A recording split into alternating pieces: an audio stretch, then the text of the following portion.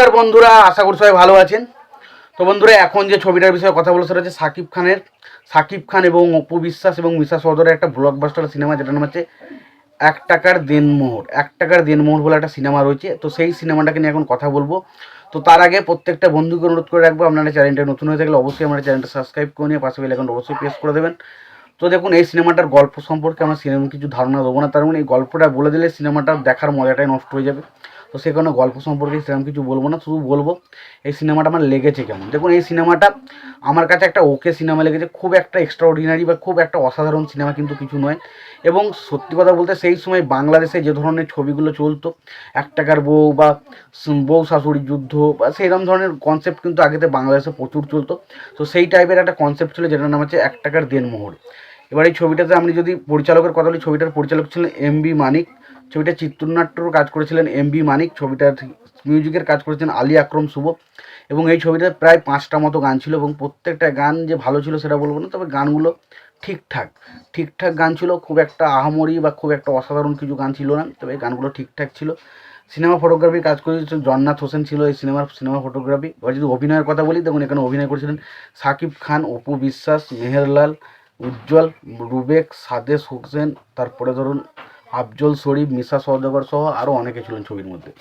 এবার এই সিনেমাটা পুরোপুরি একটা রিভেঞ্জ ড্রামার মতো। এখানে আমরা দেখতে পাই দুটো পরিবারের মধ্যে একটা দ্বন্দ্ব রয়েছে, একটা কারণ নিয়ে, একটা বিয়ে নিয়ে, এবং সেই সময় বিয়েতে একটা দেনা পাওনা, এবং তারপর তার একটা মানে একটা সমস্যা দুটো পরিবারের মধ্যে থেকে যায়, এবং সেই পরিবারগুলো শেষ পর্যন্ত এই পরিবারগুলোকে কীভাবে মিলনে স্থাপিত করছে অপু বিশ্বাস এবং সাকিব খানের ক্যারেক্টাররা, সেটা জানতে গেলে আমরা সিনেমাটা দেখতে হবে। এর থেকে বেশি কিছু আমি বলতে জানি গল্প সম্পর্কে।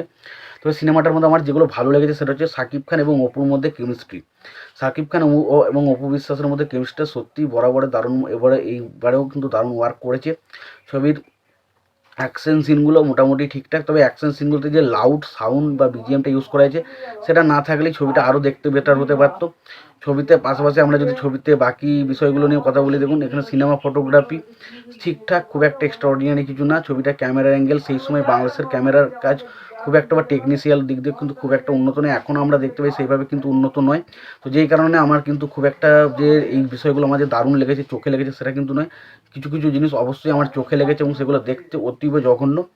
এবং পাশাপাশি আমি যদি বলি এই ছবিটা নিয়ে, এই ছবিতে আমরা মিশা সওদাগরকে একটা দারুণ পারফরমেন্স দেখি। যে ছবিগুলোতে সেই যতটা লাউড পারফরমেন্স দেয়, এই ছবিতে তার পারফরমেন্স কিন্তু একটু ঠিকঠাক ছিল, এবং সেই জায়গাটা কিন্তু বেশ ভালো ছিল।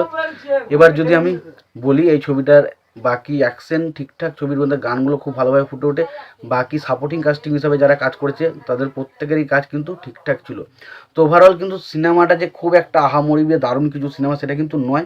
এবার খুব যে খারাপ সিনেমা সেটাও নয়, বাংলাদেশের অনুসারে সেই সময় যে ধরনের সিনেমাগুলো চলতো সেইটাকে মাথায় রেখে কিন্তু সিনেমাটাকে বানানোর চেষ্টা করা হয়েছিল, এবং খুবই ভালো একটা সিনেমা। এবার আপনাদের সিনেমাটা কেমন লাগবে সেটা আপনাদের উপর নির্ভর করছে। এবার দেখুন 2024 এসে এই সিনেমাগুলোর সাথে রিলেট করা খুবই ডিফিকাল্ট, তবে বলতে পারি সিনেমাটা একটা ঠিকঠাক সিনেমা। যদি দেখতে চান অবশ্যই দেখতে পারেন, এবং সাকিব খানের ফ্যান হয়ে থাকলে অবশ্যই দেখতে পারেন। আর সবশেষে একটা কথা বলবো, যদি ভিডিওটি ভালো লেগে থাকে লাইক কমেন্ট শেয়ার করে দেবেন। চ্যানেলটা নতুন হয়ে থাকলে অবশ্যই আমার চ্যানেল সাবস্ক্রাইব করে নিন, পাশে বেল আইকনটা অবশ্যই প্রেস করে দেবেন। ভালো থাকবেন, সুস্থ থাকবেন, দেখা হচ্ছে পরবর্তীতে।